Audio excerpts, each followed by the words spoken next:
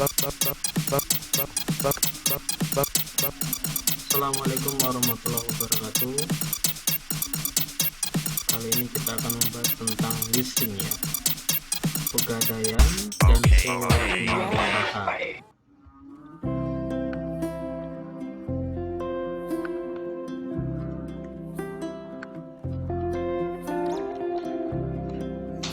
Dalam gadai, pinjaman dengan memberikan gadai, biasanya calon peminjam itu membawa barang pribadi datang ke loket penaksiran ya.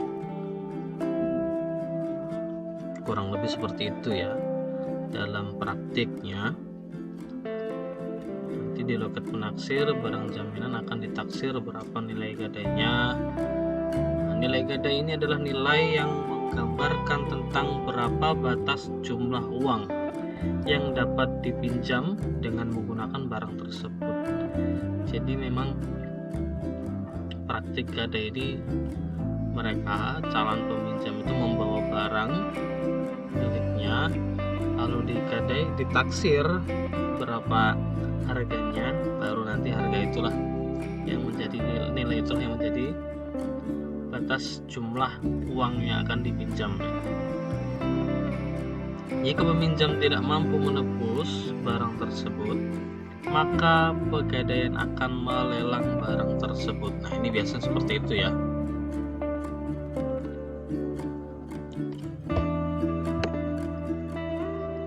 Lalu terkait dengan lelang, lelang adalah proses penjualan barang di mana barang yang bersangkutan dijual dengan penawaran dengan harga yang tertinggi ya. Kegiatan lelang dilakukan sepengetahuan pemilik. Jika dilihat dari cara kerja pegadaian, maka tidak membutuhkan proses pinjam meminjam berhari-hari. Pegadaian ini salah satu lembaga keuangan ya, yang dia bukan merupakan bank.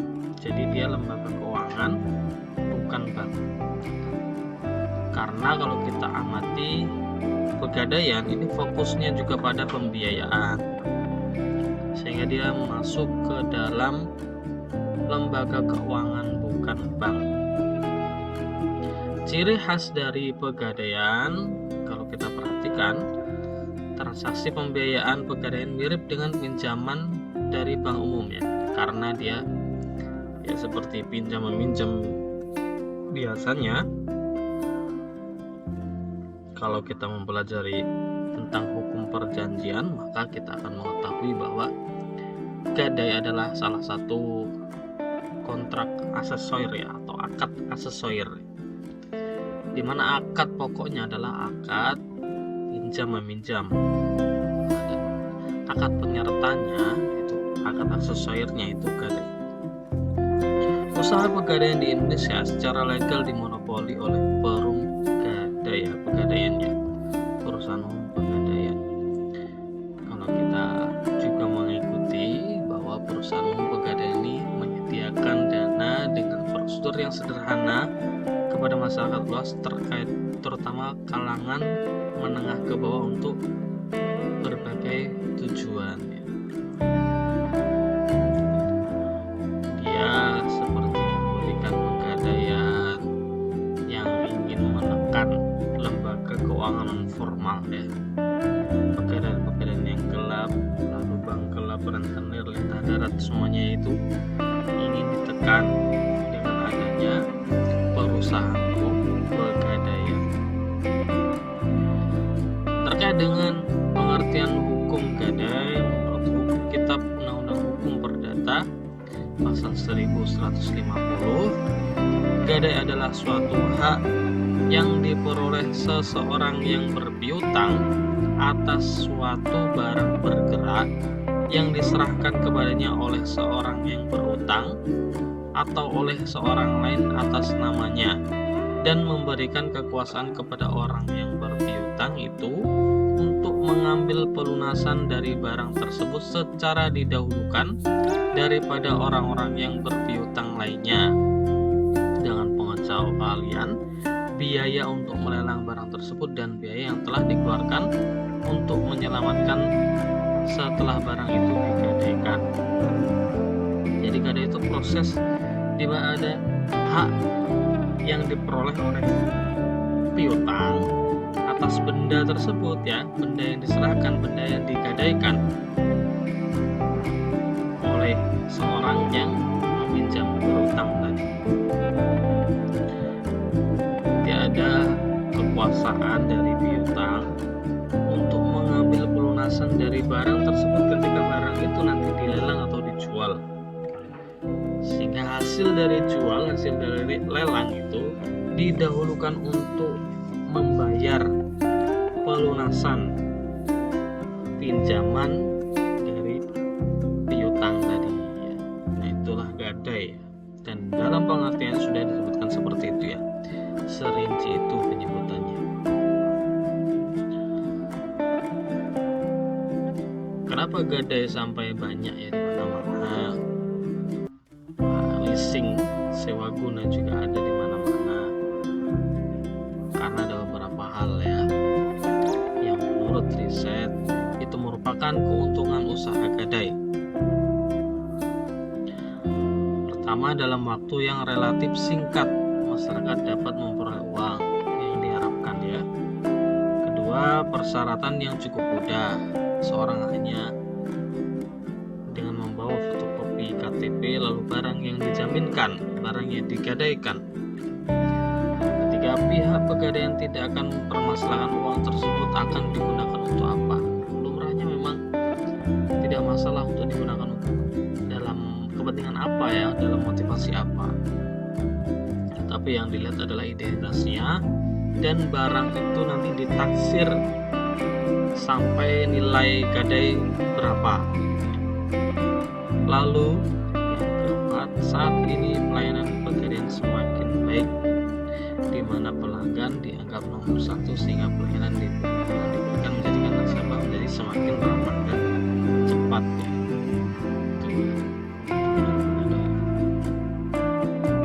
Beberapa barang yang bisa digadaikan. Yang pertama, barang yang termasuk ke dalam golongan perhiasan seperti emas, intan, platina, perak, berlian ya, itu adalah barang perhiasan yang bisa digadaikan.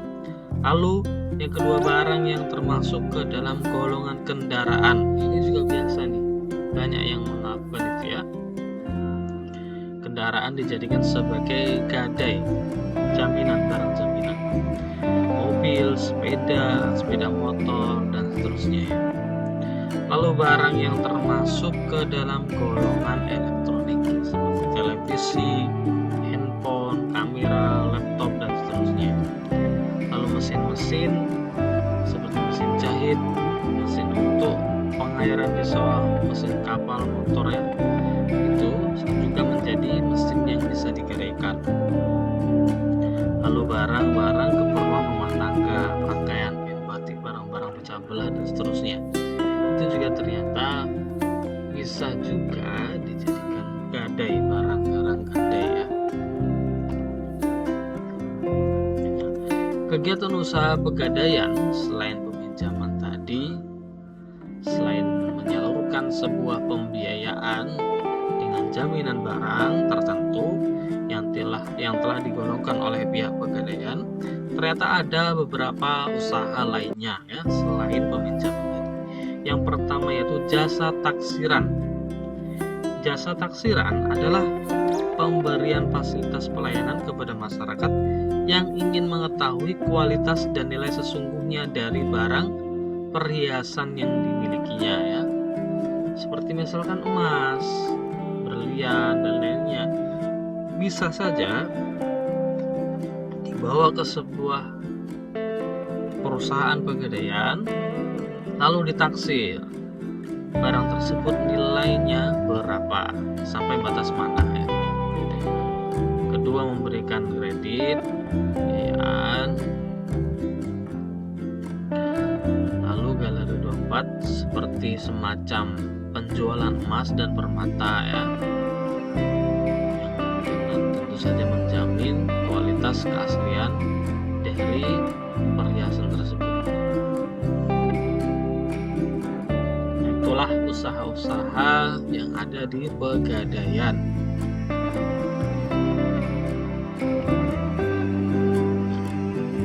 sewa guna leasing,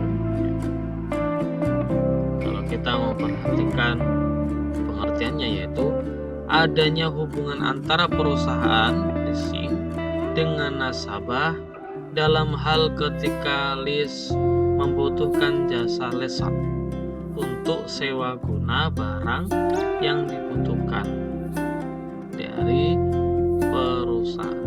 nasabah leasing. Jadi dia adalah sewa guna ya.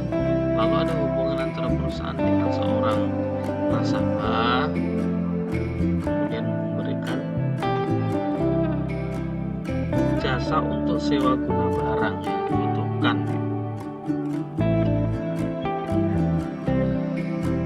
Lease sewa guna sesuai dengan keputusan Menteri Keuangan adalah kegiatan pembiayaan dalam bentuk penyediaan barang modal, baik secara sewa guna usaha dengan opsi maupun secara sewa guna usaha tanpa hak opsi, untuk digunakan oleh lease selama jangka waktu tertentu berdasarkan pembayaran secara berkala. Jadi lease itu adalah kegiatan pembiayaan yang kemudian menyediakan sebuah modal dan ada hubungan sewa guna, baik itu ada opsi maupun tanpa hak opsi ya. Dalam leasing, pihak yang terlibat yaitu penyewa guna usaha, merupakan perusahaan atau perorangan yang menggunakan barang modal dalam pembiayaan dari pihak perusahaan sewa guna usaha.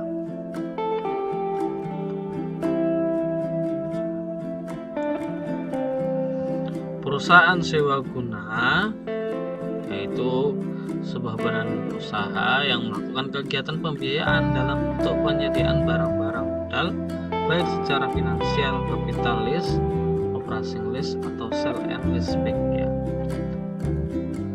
Itulah perusahaan sewa guna usaha, perusahaan leasing ya.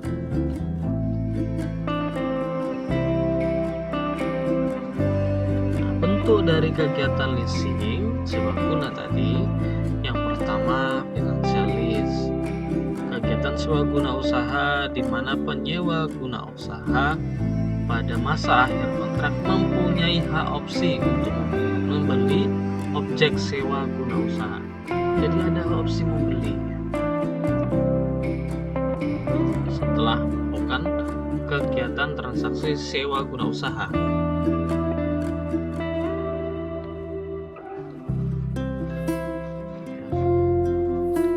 Ciri dari finansialis adalah pihak perusahaan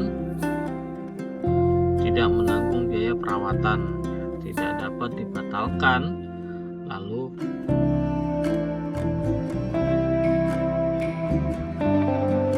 diamortisasikan secara penuh. Itulah ciri dari leasing. Kedua, operasi lease itu adalah kegiatan sewa guna usaha di mana penyewa guna usaha tidak mempunyai opsi untuk membeli objek sewa guna usaha. Yang tadinya yang pertama itu ada hak opsi membeli, lalu yang kedua tidak ada hak opsi untuk membeli. Ciri utama dari bentuk leasing operating lease tadi adalah bahwa harga perolehan aktiva sebagai objek leasing tidak diamortisasikan secara penuh.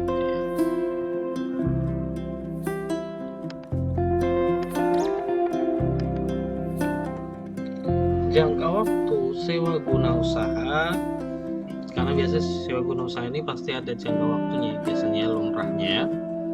Nah, jangka waktu untuk operating lease umumnya lebih pendek dibandingkan dengan umur ekonomi ekonomis barang yang dia sewa guna usahakan tadi. Sedangkan untuk finansialis, umumnya jangka waktu sewa guna usaha mendekati umur ekonomis barang modal yang bersangkutan. Jadi dua skema dari lease tadi itu dipergunakan dalam kategori tertentu ya. Satunya jangka waktu yang digunakan dalam transaksi operasi lease itu lebih pendek dan sangat jauh bandingannya ketika nanti diukur dengan nilai umur ekonomis barang tersebut. Seperti sebuah motor misalkan, lalu atau sebuah ya apapun itu ya, motor yang disewa gunakan, dan biasanya motor itu selama 20 tahun itu masih bisa saja dipakai, atau ya 15 tahun begitu ya, umur ekonomisnya selama 15 tahun, tetapi sewa guna usahanya hanya sampai jangka waktunya misalkan hanya sampai 1 tahun begitu ya,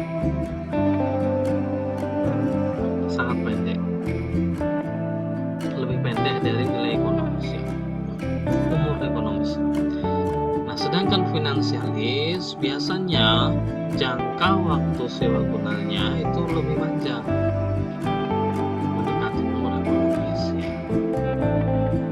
Seperti misalkan sebuah peralatan periksa ortopedi di sebuah rumah sakit, alat elektronik yang sangat mahal dan hanya dengan jangka waktu tertentu, umur ekonomisnya hanya sampai misalkan 10 tahun. Nah, finansialis akan memberikan skema di mana sewa guna usahanya jangka waktunya itu mendekati 10 tahun ya, mendekati umur ekonomis dari barang tersebut. Nah, begitu ya. Jenis pelaksanaan transaksi sewa guna usaha. Pertama, sewa guna usaha langsung. Transaksi ini terjadi apabila barang yang disewa guna usahakan belum pernah dimiliki oleh lease sebelumnya. Dalam arti lain, lessor membeli barang modal atas permintaan lease untuk digunakan oleh lease ya. Nah, begitu ya. Sewa guna usaha langsung seperti itu cara skemanya. Lalu yang kedua, sell and lease back, yaitu lease nasabah memiliki suatu barang modal ini kemudian dijual ke lessor, ke perusahaan pegadaian, gadai, dan setelah itu lease menyewa barang, menggadaikan suatu transaksi sewa guna usaha ya. Jadi dia semacam sell and lease back, dijual dulu barangnya, dibeli oleh perusahaan gadai, lalu yang membeli tadi dia menyewa barangnya dengan transaksi sewa guna usaha gitu ya. Sewa guna usaha memiliki beberapa objek ya, sangat beragam. Umumnya sifat dari sewa guna usaha, objek sewa guna usaha tadi adalah modal, bentuk dari objek berupa alat-alat, mesin, kendaraan, komputer, gedung, rumah, dan seterusnya ya. Itu objek sewa guna usaha, sangat beragam. Lalu perjanjian sewa guna usaha juga menggunakan kontrak ya, biasanya seperti itu. Paling tidak harus memuat beberapa keterangan di bawah ini. Pertama, objek perjanjian. Yang kedua, jangka waktu leasing. Ketiga, harga sewa serta pembayarannya. Yang keempat, kewajiban perpajakan. Yang kelima, penutupan asuransi. Yang keenam, perawatan barang. Yang ketujuh, pengganti dalam hal bila barang rusak ya, atau hilang. itu lumrahnya seperti itu perjanjiannya, dengan harapan tidak ada hal yang kemudian membuat rugi salah satu pihak, sehingga perjanjian dibuat serinci mungkin, serasional mungkin, dan dipahami oleh para pihak.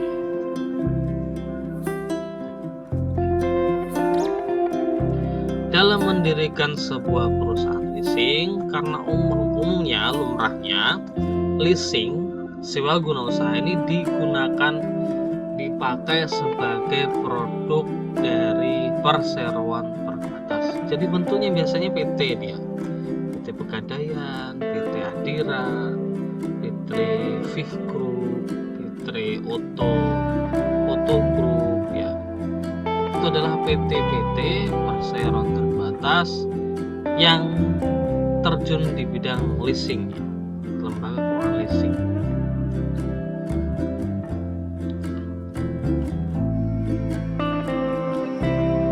Dia juga mendirikan sebuah PT, maka syaratnya atau cara mendirikannya kurang lebih sama dengan materi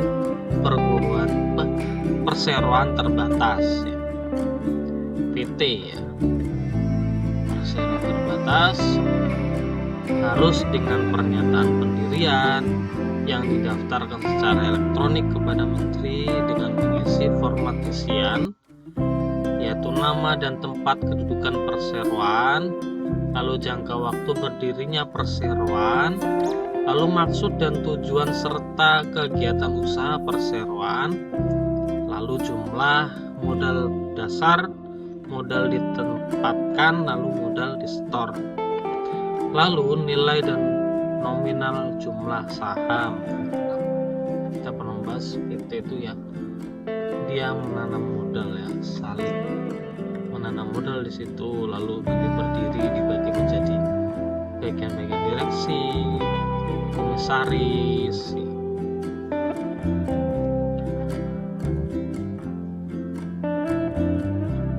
Lalu alamat perseroan tersebut juga disebutkan, nama lengkap, tempat tanggal lahir, pekerjaan, tempat tinggal, nomor hidup, kependudukan, dan nomor pokok wajib pajak dari pendiri sekaligus direktur dan pemegang saham perseroan per orang. Jadi perseroan itu juga sama diberlakukan ketika membuat perusahaan leasing dalam bentuk PT ya. Jadi kurang lebih sama cara mendirikannya. Namun bidangnya lebih fokus kepada leasing sewa guna usaha. Manfaat leasing, yang pertama bahwa lease dapat memanfaatkan aktiva tersebut tanpa harus memiliki aktiva tersebut sebagai kompensasi manfaat yang dinikmati ya. Lalu manfaat yang lain bahwa lease tidak perlu menanggung biaya perawatan pajak dan asuransi, karena memang inilah menurut beberapa pendapat survei yang mengenai manfaat lease ya. Lebih simpel, mereka datang membawa barang lalu ditaksir lalu membawa pinjaman begitu ya. Itulah beberapa hal yang menurut sebagian mengatakan itulah manfaat dari leasing. Nah, sampai di sini ketika ada yang ditanyakan, ketika ada yang ditanggapi, silahkan dalam forum diskusi ditanyakan, disampaikan ya. Kurang lebih yang mohon maaf, semoga bermanfaat.